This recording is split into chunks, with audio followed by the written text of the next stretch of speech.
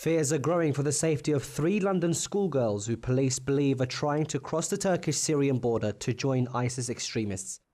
British police issued an urgent appeal for help in finding them, suggesting they are extremely vulnerable. The way that women and young girls are treated by the terrorist group calling itself Islamic State is appalling.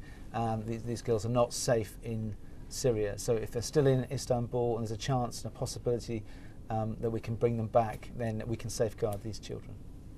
The girls, 15-year-old Shimama Begum, 16-year-old Khadija Sultana and a third 15-year-old, not named, were last seen on Tuesday. CCTV at Gatwick Airport captured the girls as they passed through security before boarding a Turkish Airlines flight to Istanbul.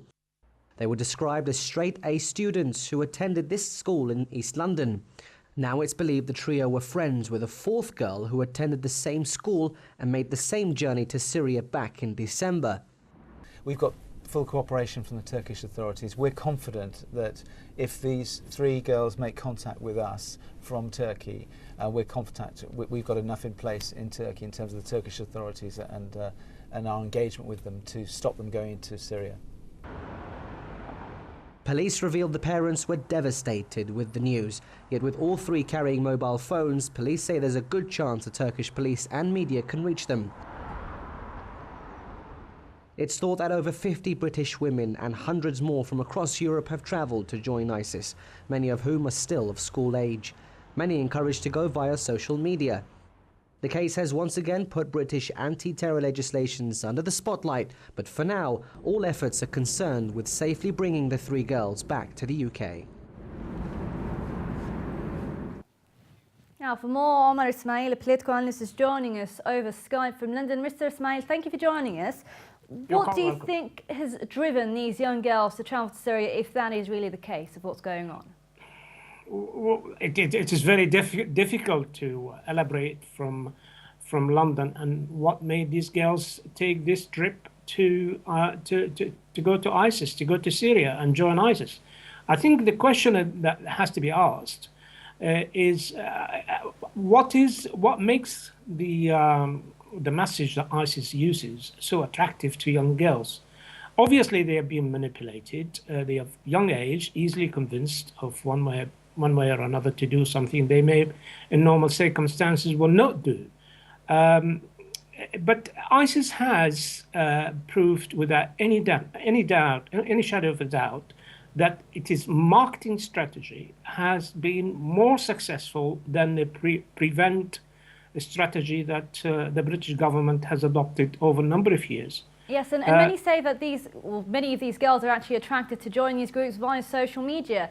Do you think the British government needs to step in and try and curb or stop these sites from going or allowing people to have access to them if they actually have such an influential role? Well, I think this is where the difficulty lies, because the freedom of speech of those people who would be prevented would be compromised. And should it go to any court, the court will obviously uphold the law of the land. And I feel that that uses in a heavy hand of the law will prevent people from traveling if they want to, and if they're determined to go to whatever place in the world they want to go to, they will find a way to go to Syria or Iraq or elsewhere. It is not in the law. It isn't actually a law issue. It is the way that these communities have been somewhat marginalized in the British society.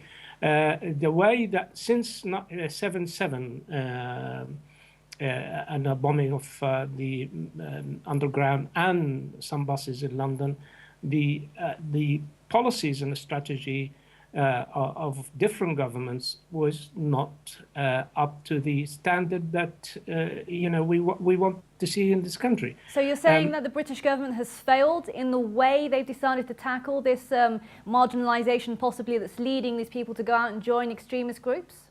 I'm afraid so. I mean, that's how it looks like.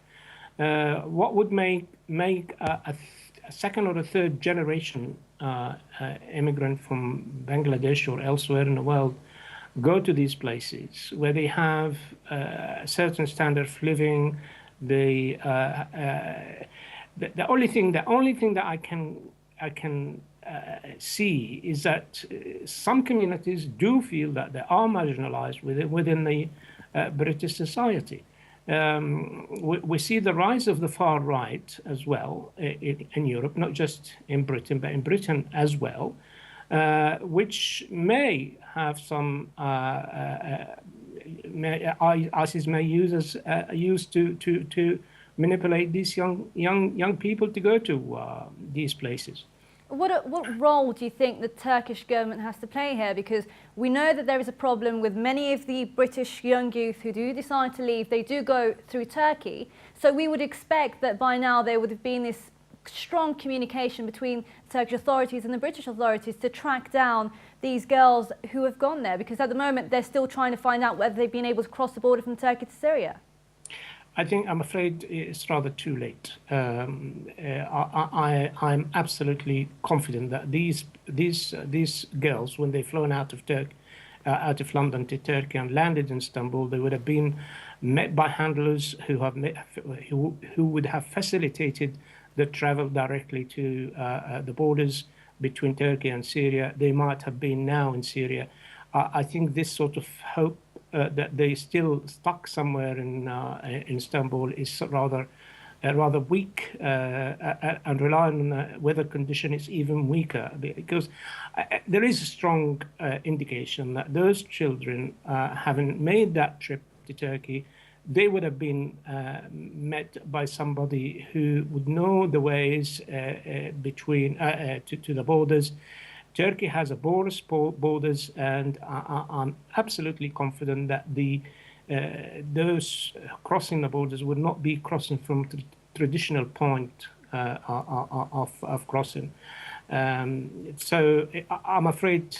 I hope I'm wrong, but I'm afraid it is rather too late. Yes, and do you think the airlines have more of a duty to play here, especially when they see young youth travelling to Turkey? Well, how young is young?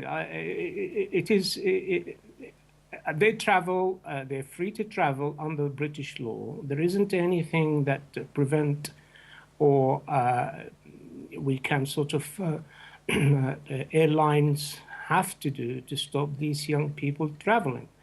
They have their own passport. They have a consent. They can consent to traveling on their own. And they don't have to have the parents or the guardians' permission to do so.